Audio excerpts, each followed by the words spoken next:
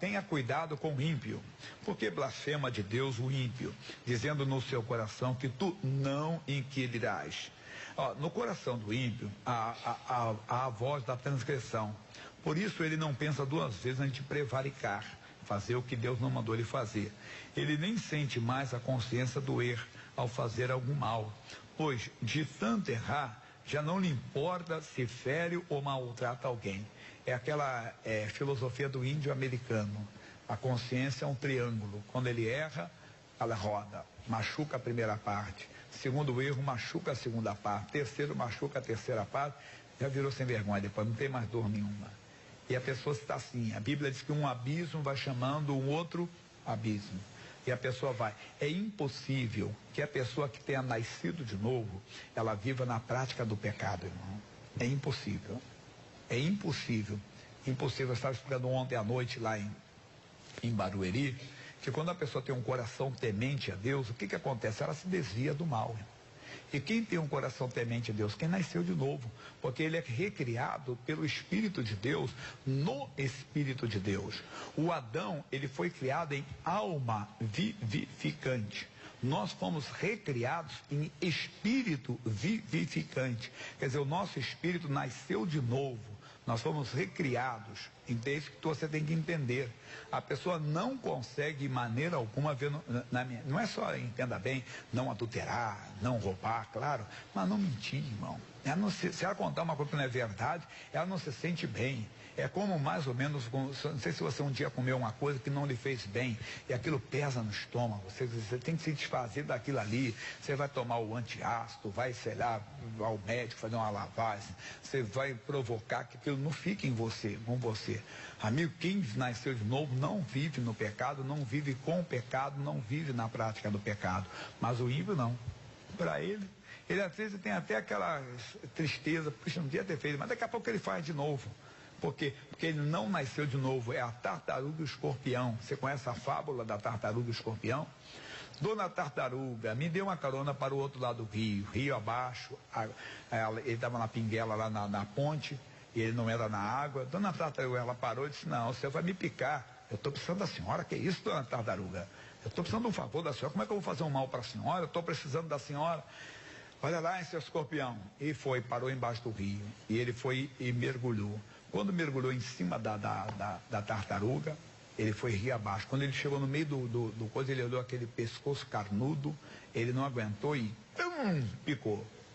Quando picou, ela foi perdendo o sentido daquela dor muito forte. Ela olhou para o escorpião já morrendo, disse: mas seu escorpião, o senhor prometeu. E ele também morrendo, disse: eu sinto muito, é a minha natureza. Se a pessoa não nascer de novo, a natureza dela é ímpia. A natureza dela é pecaminosa. E às vezes ela até entrou na igreja, mas não nasceu de novo. E alguns até nasceram de novo, mas se desviaram. E se não voltarem para o Senhor, vão viver novamente ímpia, de maneira ímpia. O que lhes interessa é a sua realização. Não importa se tem de atropelar ou tirar uma pessoa do caminho, para conseguir os desejos do seu mau coração. Coitado dele, pois pensa que Deus nunca o inquirirá. É o caso do Saul. Achava que queria matar o Davi, acabar com o Davi. Não, ele está no meu caminho. Falou para o Jonathan: você está ficando amizade com esse cara? Esse camarada aí que vai tomar o teu lugar. Eu não vou ter descendência. Você seria o meu rei, o meu substituto. Você está brincando que ele vai tomar o teu lugar? Não entendia nada do plano divino. O Jonathan, entendendo que Deus estava com Davi, fez aliança com Davi. Faça aliança com o Senhor Jesus, irmão. A Bíblia diz: quem vê o Pai, vê a mim. Quer dizer, você quer uma aliança com Deus, você olha para Jesus Cristo, se una ao Senhor, se agarra ao Senhor.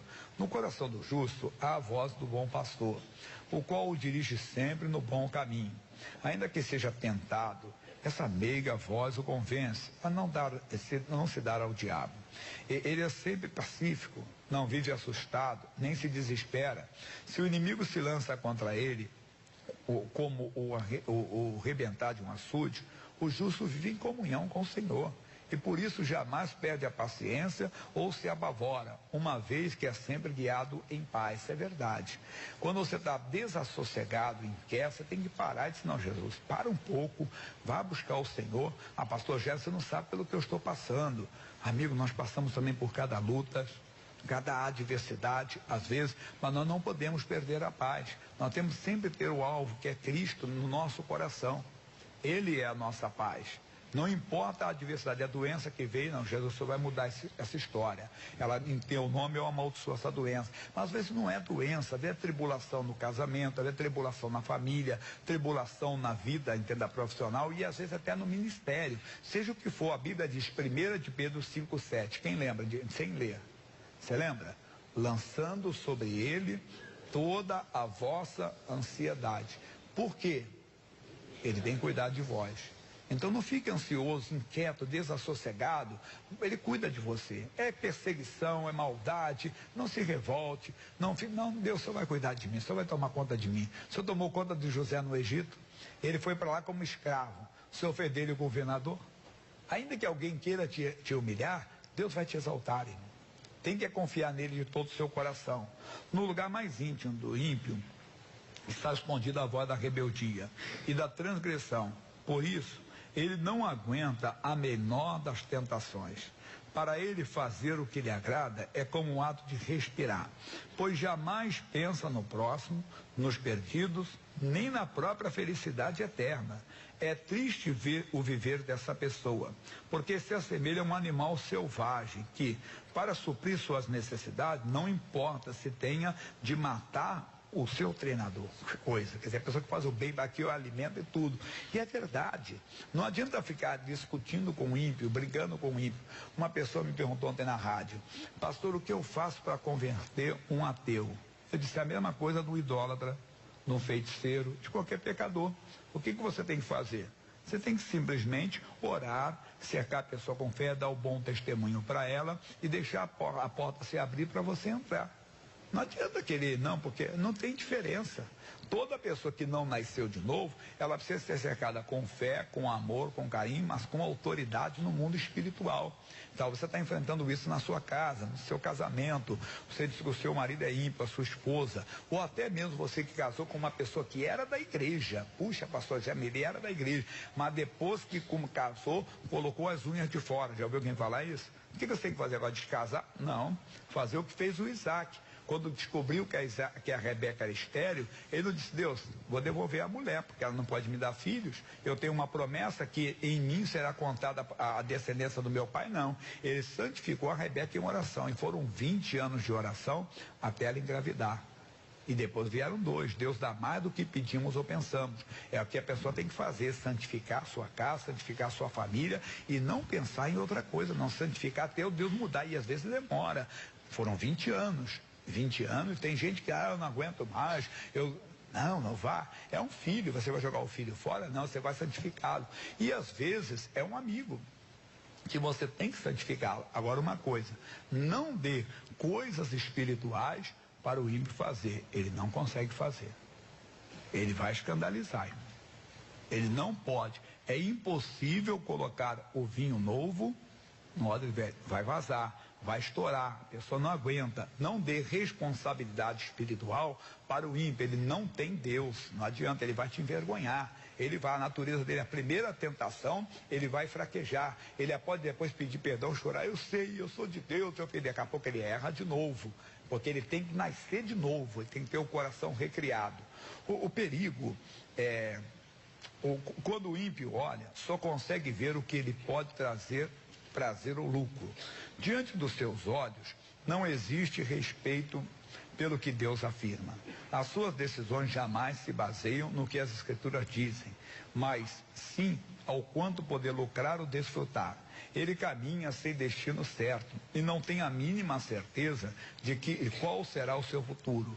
Quando o ímpio mente, não mais se envergonha. Agora, isso é o que eu quero explicar. Não estamos falando apenas da pessoa que está lá fora. É aquela pessoa que entrou na igreja, mas não nasceu de novo. Então, ela não vai ter respeito pela palavra de Deus, porque a natureza dela é ímpia. Porque quando nós pensamos no ímpio, nós pensamos só na pessoa que fuma, que bebe, que usa drogas, que está lá fora. Não, às vezes a pessoa está na igreja, não fique escandalizado, às vezes a pessoa está no púlpito da igreja, ela não tem respeito pela palavra de Deus.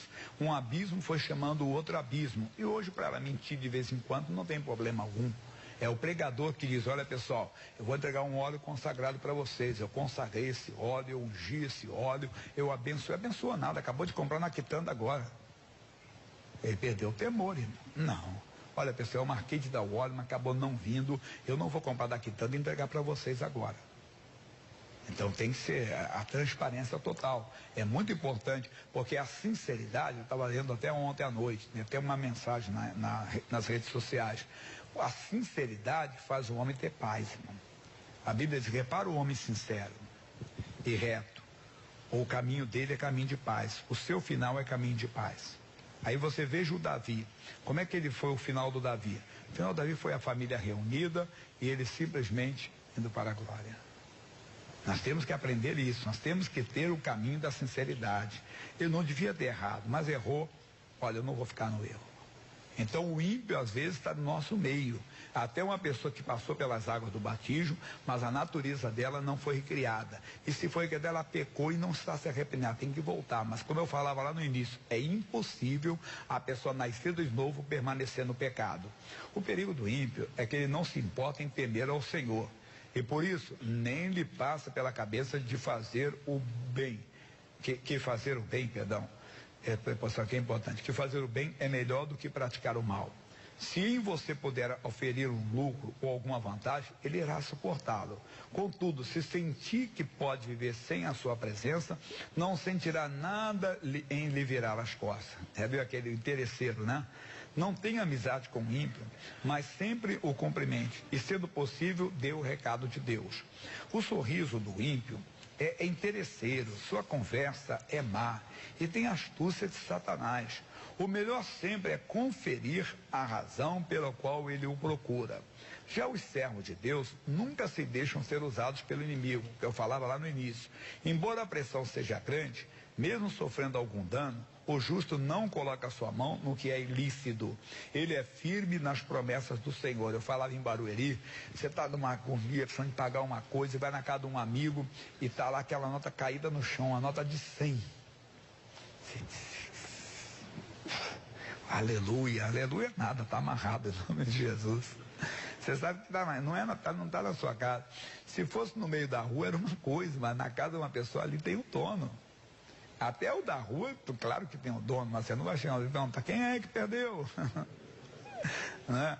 Mas é coisa séria, pessoal. Nós estamos falando coisinhas que parecem bobas, mas que está na pessoa. É que alguém diz, mas é aí da índole da pessoa, é que ela não nasceu de novo. Que tem gente que não nasceu de novo, mas tem uma parte dela que é boa, é honesta, outra é sincera, outra é capaz, é incapaz de fazer isso, capaz de fazer aquilo. Você conhece pessoa que não é da igreja, mas que é fiel nos seus contratos, fiel nas coisas, que é pessoa, né, honesta. Ela tem um lado bom, mas só que o lado dela pecaminoso também vai aparecer. O nascido de novo, não. Você não pode encontrar vida pecaminosa nele. Repito, ele não vive no pecado, ele não consegue viver no pecado. Bem, os santos de Deus vivem respeitando sua palavra. Eles são simples, não usam a maquiagem do pecado, não ostentam as roupas da luxúria, nem dançam conforme a música que o inferno toca. É melhor ficar entre os simples, ser puro de coração e fazer o que o Pai orienta. Assim, você não estará jamais nas mãos do inimigo. Missionário, deixa essa mensagem, aproveite, irmão. Olhe para você mesmo e diga a Deus, eu estou sendo ímpio. Como é que eu sou ímpio? Eu não respeito a palavra. Quem é o ímpio, então? Porque o ímpio é o contrário do piedoso. Piedade é o apego às coisas de Deus. A impiedade é o quê? O desprezo. A pessoa não tem respeito pela palavra. Pense se você não tem sido ímpio. Jesus, eu não quero. Vamos fazer uma oração? Fiquem de pé, por gentileza.